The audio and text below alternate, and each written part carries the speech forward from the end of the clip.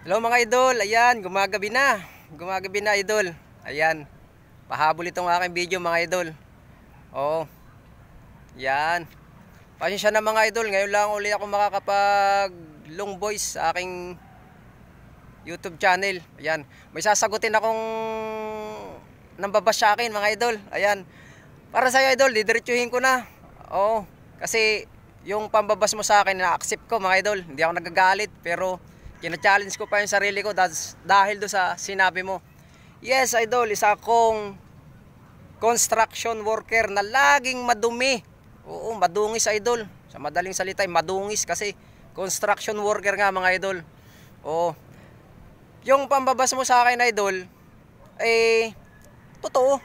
Na lagi akong dumi. Oo. Dahil nga isang construction worker, laging may simento, malikabok. Yan. At sasabihin ko din sa'yo ng diretsuhan idol, ay ako isang hamak na mahirap lang idol. Oo. Isang hamak na mahirap lang ako. Ay kung ikaw ay mayaman idol at baka ginasa ibang bansa, o kumakamal-kamal ka pa ng perang marami o kung ano mang meron ka, ay okay lang. Napakagaling mo naman. Yan. Pero ang tanong naman sa'yo idol, paramihan tayo ng nagmamahal.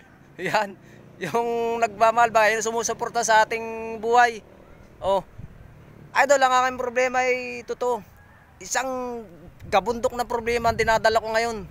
Pero ako'y lumalaban para sa aking sarili. Dahil bakit? Hindi ako bumibitaw sa sarili ko doon sa problema na yun. Kung iba makakaranas ng problema ko ito, baka tumalon na dyan sa building na yan. O kung saan lupalo mga idol. Kasi napakabigat ng problema ko pero kinakaya ko dahil maraming mga taong nagmamahal sa akin mga idol. Lagi sila nakasuporta sa akin. Oo, yun idol, ang totoo. Kita mo, nandito pa rin ako. Talaga ako'y tumatayo sa sarili kong paninindigan. Sa sarili kong paa tumatayo ko para ma-resolve ko ang aking buhay. Yan. Sa'yo idol, masasabi ko lang sa'yo. Sana habang panahon ay maging matatag ka. At sana madala ka pa ng kung saan lupalop ng pinagyayabong mong pera. Yun, kung ikaw ay mayaman, ay di, wow, okay. Yan. Kaya siguro ako'y nabash mo dahil mahirap nga. Kapos. Yan. Pero masarap ang buhay ko, idol. Kahit na ako'y problemado, kapos sa pera, masarap ang buhay ko. Dahil malayang malaya ako. Oo. Dahil bakit? Wala naman ako na argabyado. Ay hindi ko rin alam kung bakit nabash mo ako. Hindi rin naman kita nargabyado.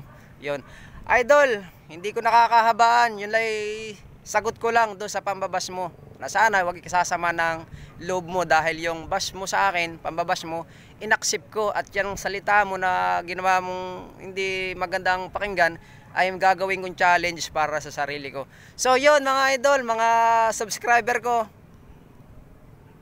Hello, Luzon, Visayas at Mindanao. Mabuhay, I love you. Yan, sana suportahan nyo pa rin yung channel ko at kayo ay re-resbakan ko rin. Yun. Hanggang dito na lang mga idol. Salamat. Bye-bye.